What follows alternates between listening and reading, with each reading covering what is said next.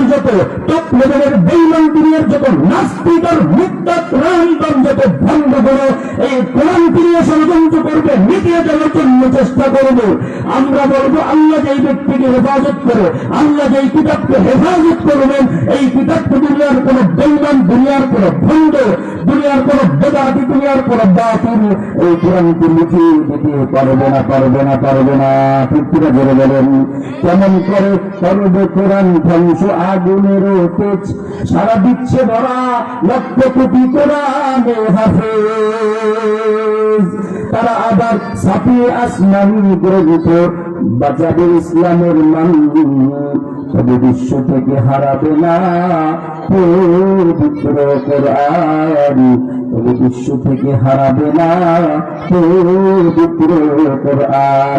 যদি আগুন লেগে ধ্বংস হয়ে যায় পৃথিবীর শব্দের দোকান, তবে বিশ্ব থেকে হারাবে না পবিত্র কোরআন, তবে বিশ্ব থেকে হারাবে না পবিত্র কোরআন। এজন্য মুসলমান আপনাদেরকে শেষ কথা বলি, বিদায় নিয়ে নিচ্ছি।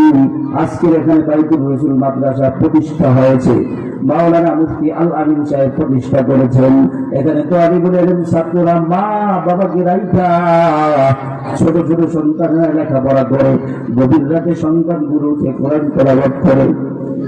মা বাবা ওই সন্তানগুলোর কথা মনে করে করে মা বাবা বাড়িতে আল্লাহর কাছে দোয়া করে আর পায় মালিক, একমাত্র কোরআনের মহব্বত, আর কিছুই নেই মালিক।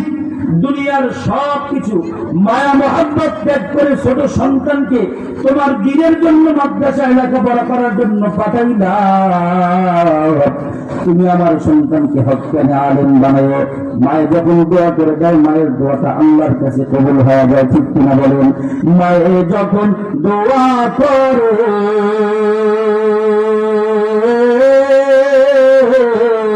চলে যায় আরশ পানে,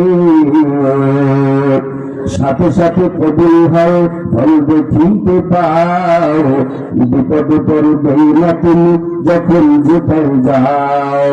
মায়ের দোয়া নইরে মনি, মায়ের দোয়া নয়, যার কারণে বাইজিবির না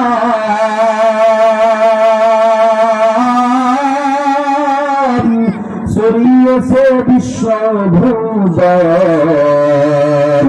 ছোট্ট শিশু বাইজিবির মতো সবাই হাও, মায়ের দোয়া লৌহি মুনি, মায়ের দোয়া নাও।